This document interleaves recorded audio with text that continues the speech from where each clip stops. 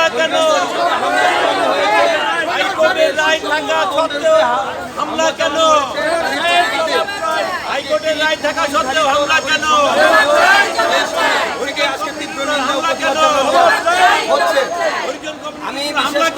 শুধু দর্শক, আমরা দেখতে পাচ্ছি জাতীয় প্রেস ক্লাবে মিরন জিল্লা কলোনি সহ হরিজনদের উচ্ছেদ বন্ধ এবং তাদের স্থায়ী আবাসন ও অধিকার বাস্তবায়নের লক্ষ্যে তারা আজকে একটি নাগরিক সংলাপ করেছে জাতীয় প্রেস ক্লাবে এবং এই নাগরিক সংলাপ শেষে এবং তারা একটি প্রতিবাদ করছে, তারা একটি মিছিল র্যালি নিয়ে এগোচ্ছে।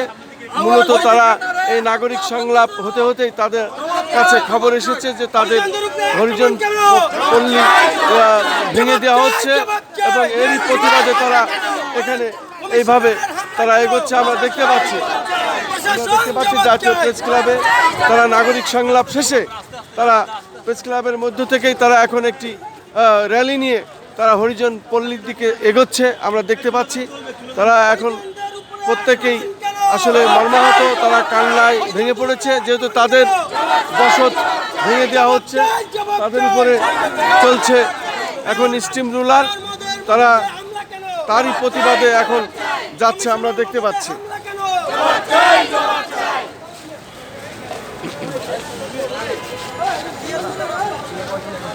তাদের একটা ভিডিও বা ছবি নিয়ে নেন একসাথে করে। হ্যাঁ, ছবি নিয়ে নেন।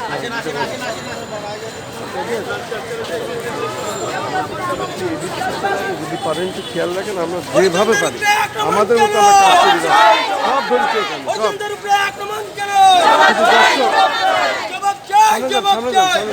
হাঁটেন সাথে থাকেন।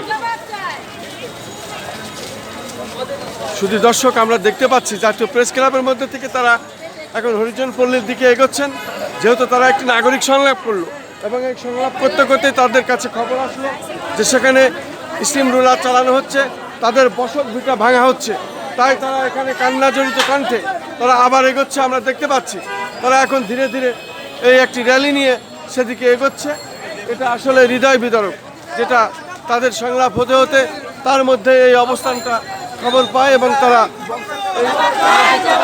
দেখতে পাচ্ছি তারা এখন একটি র্যালি নিয়ে ধীরে ধীরে এগোচ্ছে ওদিকে। আসলে এটাই আজকে সবথেকে বড় একটি হৃদয় বিদারক।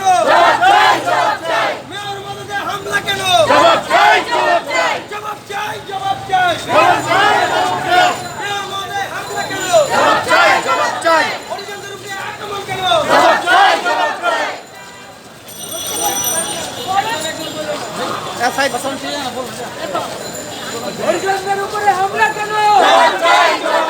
হরিজনদের উপরে হামলা কেন? মেয়র মহোদয়ের নিকট জবাব চাই। মেয়র তাপসের আক্রমণ কেন? মেয়র তাপসের নেতৃত্বে হামলা কেন?